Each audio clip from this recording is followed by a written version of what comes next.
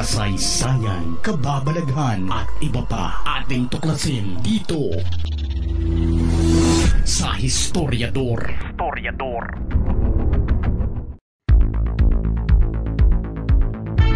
Dahil sa pinaigting na presensya ng mga kapulisan sa mga kalsada sa buong Kamaynilaan, kung kaya't gabi-gabi lang ang mga checkpoints na itinatalaga na siya namang nagbigay seguridad at kapayapaan sa mga taong bumabiyahe sa gabi. Nakakapagkampante sa mga sibilyan ang makitang may mga kapulisan sa paligid na kaagad-agad mong malalapitan kung sakasakaling mangangailangan ka ng tulong nila. Kung gaano ito kapositibo at nakakapagbigay ng payapa sa pakiramdam ng mga law-abiding citizens, ay siya namang naging perwisyo ito sa mga masasamang elemento na nagbabalak na maghasik ng lagim tuwing 10 oras ng gabi. Ito ang nangyari sa dalawang hinihinalaang birador na riding in tandem na nakipagretratan sa mga kapulisan na nagche-checkpoint sa kanto ng Rizal Avenue at Soler Street sa Santa Cruz, Manila. Alas 9:50 ng gabi ng August 18, 2023 nang pumwesto ang mga kapulisan ng kanilang checkpoint para sa Uplansita. Pinara ng mga pulis ang isang motor na Kawasaki Rouser para sana usisain ang papeles nito.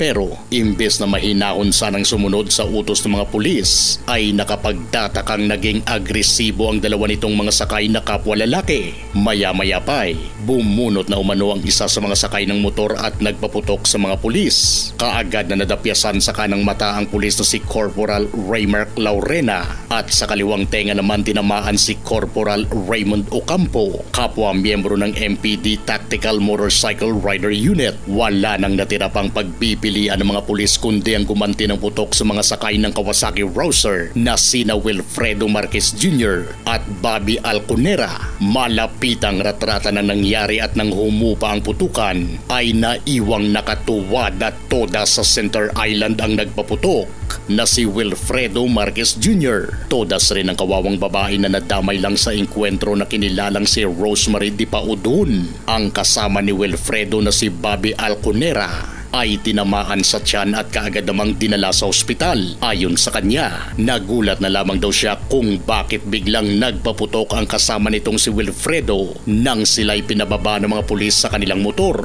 Hindi raw siya kailanman nagpaputok. Pero inamin naman niya na ang na-recover na kalibre 45 na 2 baril ay pagmamay-ari nila. Inamin nito na wala itong kaukulang lisensya at ang tanging sagot lang niya kung bakit raw may dala sila nito ay dahil sa sila raw ay mga gwardya.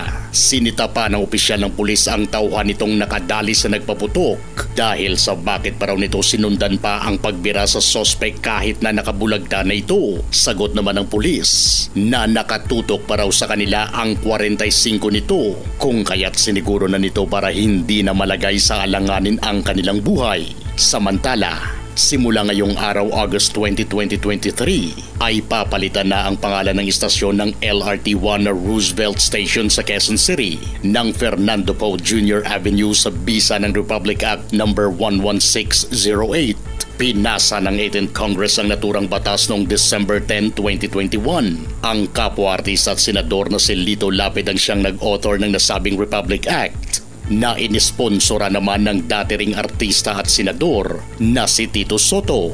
Paraan daw ito para maalala ang magagandang bagay na nagawa ni Fernando Poe Jr. o FPJ noon sa kanyang kapwa. Hindi may tatago na napakaraming mga patutuo ang mga sinasabi ng iba't ibang mga tao, mapa-artista man o simpleng mamamayan sa mga kabutihang nagawa sa kanila ni FPJ. Kahit kadalasan sa mga ito ay hindi na ipabalita noon, pero marami talaga ang nagmamahal sa daking ng pelikula dahil sa hindi ito nagdadalawang isip na tumulong sa kanyang kapwang nangangailangan. Ayon pa sa kanyang anak na si dating Senador Grace Poe, ang paglilingkod raw sa bayan ay isa sa mga nasa puso ng kanyang ama. 2004 nang sinubukan itong tumakbo sa pagkapangulo kung saan ay nagkaroon ng malaking kontrobersiya sa pagkatalo nito matapos sumabog ang iskandalong Hello Garci tape noon ni dating Pangulong Gloria Macapagal Arroyo. Pero ganun pa man, hindi man naging politiko si FPJ. Pero mas marami pa ito sigurong natulungang mga kababayan higit pa sa bilang ng ibang politiko. Ikaw, gusto mo bang maging si FPJ?